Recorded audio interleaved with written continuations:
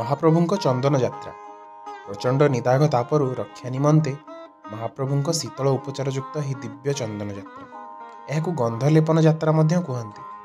पवित्र अक्षय तृतीया ठारू दीर्घ 42 दिन काल महाप्रभुଙ୍କ ଏହି उत्तापजनित कष्ट लाघव निमंते यात्रा अनुष्ठित होता है। 21 दिन काल बाहर चंदन और 21 दिन काल भीतर चंदन यथा देहे तथा देवे नियम जेपरी ग्रीष्मकालीन कष्टरू रक्षा पाई मानवगण विभिन्न शीतल वस्त्र पानीय खाद्यर व्यवहार करती सेहीपरि दारुण निदाघ कष्ट लाघव निमंते महाप्रभुଙ୍କ विविध उपशम नीति जेपरी गामुछा खंडे पिंधि बसिबे, श्रीअंग सारा चंदन विलेपन हेबे, सुगंधित शुक्ल पुष्प विमंडित हेबे, श्रीमुखरे अलका लगी हेबे, आलट लगी हेबे, पान खंडे खंडे खाउथिबे। आहा केडे राजकीय ठाणी सते मो महाप्रभुंकर। महाप्रभुଙ୍କ मानवीय लीला को आखिरे रखी सिना एते कथा, किंतु देखिबाकू गले महाप्रभुଙ୍କ समस्त लीला केवल भक्त प्रीत्यर्थे। भक्त विनोद निमंते महाप्रभुंकर विभिन्न लीला तन्मध्यरु विशेष एही चंदन यात्रा जहाँ सबुठारु दीर्घतम यात्रा। निदाघ उत्तापु करिबे पारी देउळु चापकु विजय हरि संगरे शोभित पंच पांडव दूती राई घेनी नील माधव नंदा भद्रा हेबे भावर भेळा नरेन्द्रे होइब चंदन लीला विषय ज्वालाकु हरि चंदन सकल दुर्दंड हेबे मलिन जमुना पराय हेब नरेन्द्र निदाघ राहस करिबे देवेन्द्र प्रभुंक लीला वैचित्र्य बड़ शबद कि देवी अटई मूढ़ लभिबी चरण पंजे शरण सकल मोहर अनादि कारण प्रभु मोर श्रीदेवी भूदेवी संगते घेनी चापकु विजय करिबे। प्रचंड ग्रीष्म प्रभुंक श्रीअंग को शीतलता पहुंचीबार देखि ए उत्कलीय भक्तजन मानसंकु मानसिक शीतलता प्राप्त हुए। श्रीमंदिर रे मध्याह्न धूप और भोगमंडप नीति बढ़िबा परे महाप्रभुंक आलोट लगी सर्वांग चंदन और बेश सरिबा परे महाजन सेवक मानक हस्तरे रामकृष्ण और मदन मोहन रत्न सिंहासन को विजय करती। सेठरे पूजा पंडा जातभोग बसाती और 3 बाड़े बंदापना हुए। महाप्रभुंक ठारू आज्ञामाल मिलिला परे झुलन मंडप तले थिबा पालिंकी रे रामकृष्ण 2 ठाकुरंकु और मणि विमान रे श्रीदेवी भूदेवी और श्रीजगन्नाथंक चलंती विग्रह श्री मदन मोहन को विजय करा जाए। पालिंकी और विमान को मखमल कपड़ा और फूल रे सज्जित करा जाए। मणि विमानटी शिशुकाष्ठ निर्मित रौप्य आच्छादित 16 स्तंभ विशिष्ट एक विमान अटे। मणि विमान रे 3 विग्रह को रुंधा जाए और विभिन्न पुष्प अलंकार रे बेश करा जाए। विजे काहाली बाजिले घंट छता काहाली वाद्य सह पटुआर रे आगरे रामकृष्ण पालिंकी और पछरे 3 ठाकुरंक मणि विमान मंदिर रे उठे। मणि विमान सह चक्रराजंकर मध्य विजय हुए। एक छोट चक्र को जड़े सेवायत हाथ में धरी मणि विमान आगे जाती।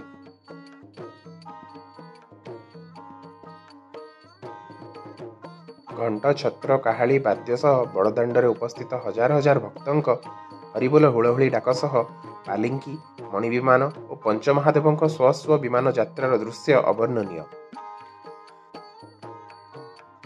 रामकृष्ण पालिंकी और मणि विमान आगे विजय कला परे पंचमहादेव विमान तांको अनुसरण करती। अक्षय तृतीया दिन विमान सबू राजनगर सम्मुख में अटके। ठाकुर मानक विमान को तले न रखी विमान बड़ू माने कांधरे धरी रखी आशाबाड़ी द्वारा भरा दे छिड़ा होई रही थांती।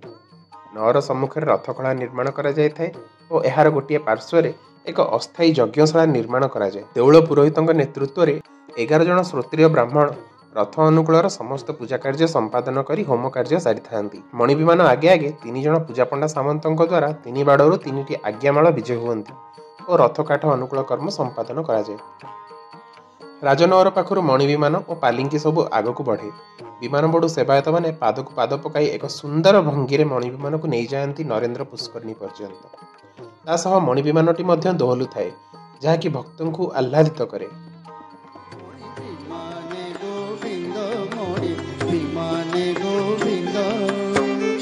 चौपासी घेरी छंती सहचरी बृंद आहा चौपासी घेरी छंती सहचरी बृंद मणि विमाने गोविंद मणि विमाने गोविंद मणि विमाने गोविंद मणि विमाने गोविंद। श्रीमंदिर नरेन्द्र पुष्करणी पर्यंत रास्ता सारा छामुंडिया निर्मित होता है। विभिन्न मठ मंदिर और अनुष्ठान तथा व्यक्तिविशेषों तरफରୁ विभिन्न जगार पंथी भोग होता है। एते दीर्घ रास्ता बिना विश्राम पहुँचवा कष्टसाध्य थिबारु भोग हेबाकु थिबा जगह मानकरे विमान बड़ू माने विमान को किछि समय पई अटकाई थांती।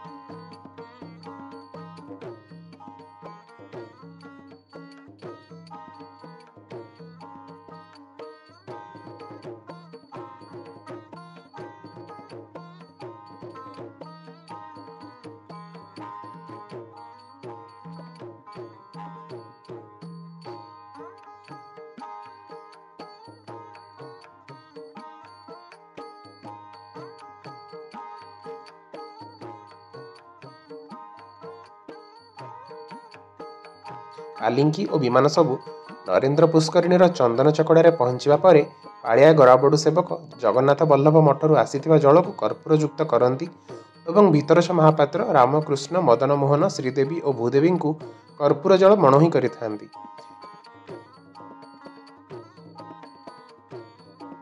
एहापरे महाजन सेवक रामकृष्ण को बड़ चापर विजे करांती।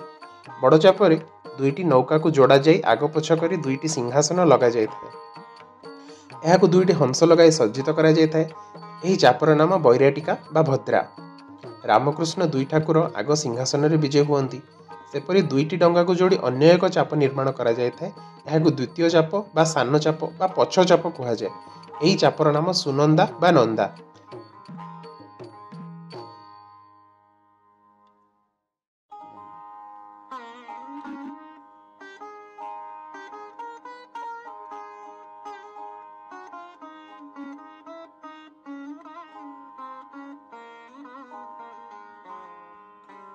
एथिरे एक रौप्य सिंहासन रे श्री मदन मोहन श्रीदेवी भूदेवी विजे हुअंती एवं चक्रराज मध्य एथिरे विजे करंती।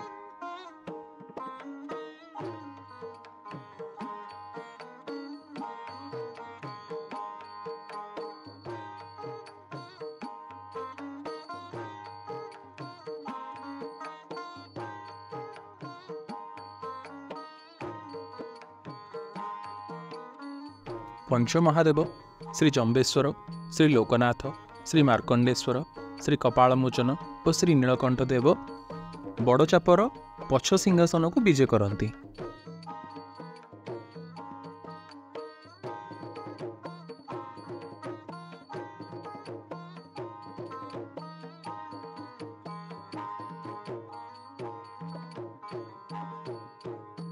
ठाकुर माने चापरे विजे हेला परे हड़प नायक सेवक दशावतार पट्टी कांधरे पकाई बिड़िया मणोही कला परे दिन चाप आरंभ हुए। मेकाप सेवायत माने मयूर पुछरे झाड़ी दियंती महाप्रभु को। घटुआरी सेवक सुगंधित धूप धरी छिड़ा हुअंती। सुसज्जित दुईटी चापरे ठाकुर मानक नौविहार आरंभ हुए। ठाकुर माने चापरे गला बेले चंदन चकड़ारे श्रद्धालु माने चामर धरी महाप्रभु आगरे चामर सेवा करुथांती।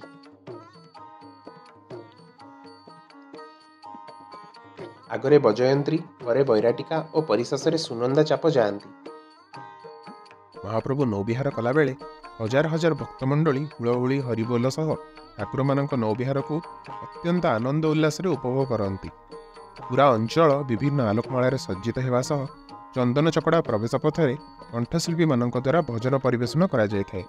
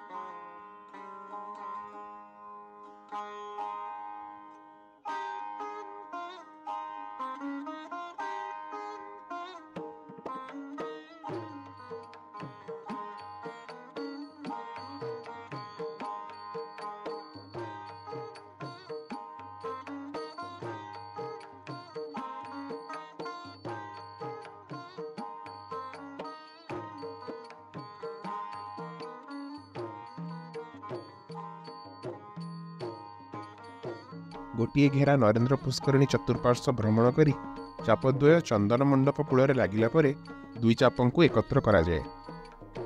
परे समस्त ठाकुर को चंदन मंडप उपरकू अणाए। चंदन मंडप में 3टी कुंड नानाविध पुष्प चंदन आदि सुबासित जल में भरी होता है।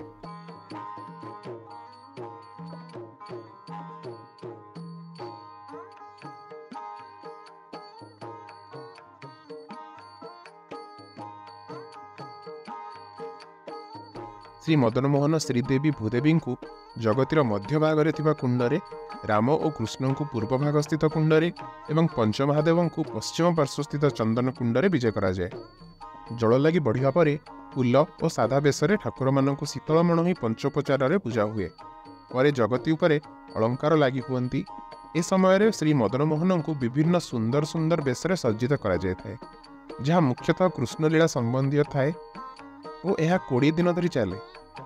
यह बेशगुड़िक है नटवर बेश, हरिजन्म बेश, हटदोली बेश, राजाधिराज बेश, बत्स्याचारण बेश, बत्स्याहरण बेश, गोमती कृष्ण बेश, अघासुर बध बेश, चक्रनारायण बेश, नाबकेली बेश, नृसिंह बेश, कंदर्प रथ बेश, षडभुज गौरांग बेश, रघुनाथ बेश, रासमंडली बेश, गिरिपूजा बेश, गिरिटेका बेश, वस्त्रहरण बेश, चिंतामणि कृष्ण बेश, गज उद्धारण बेश और कुंजदोली बेश। चंदन मंडप पछपाखरे रोषघरे श्रीमंदिर सुआर बोर्ड सेवकों द्वारा प्रस्तुत विभिन्न प्रकार पिष्टक ठाकुर मानक भोग करा मांडुआ भोग होता है, जहाँ बहु जनप्रिय अटे। भोग पर ठाकुर माने पुणी थे पूर्व विधि चाप को जाता, जहाँ को रात्र चाप कहुए। ये चापरे चंदन पुष्करिणी 3 थर प्रदक्षिण करा जाए।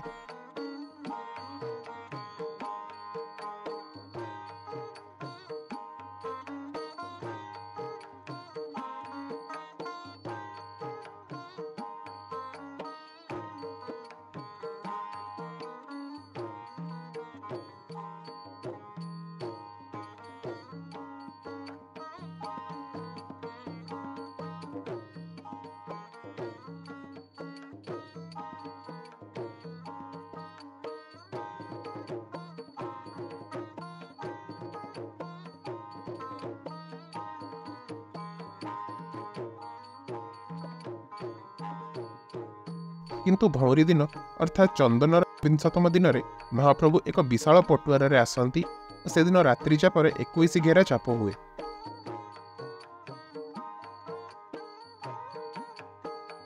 परे परे बाहुड़ा विजय आरंभ हुए। श्री मदन मोहन श्रीदेवी और भूदेवी निज विमान को विजय करती और रामकृष्ण स्व पालिंकी को विजय करती। बेसरे श्री मदन मोहन श्रीदेवी भूदेवी और रामकृष्ण श्री मंदिर को विजय करती और पंचमहादेव स्वस्व विमान स्व मंदिर को प्रत्यावर्तन करिथांती।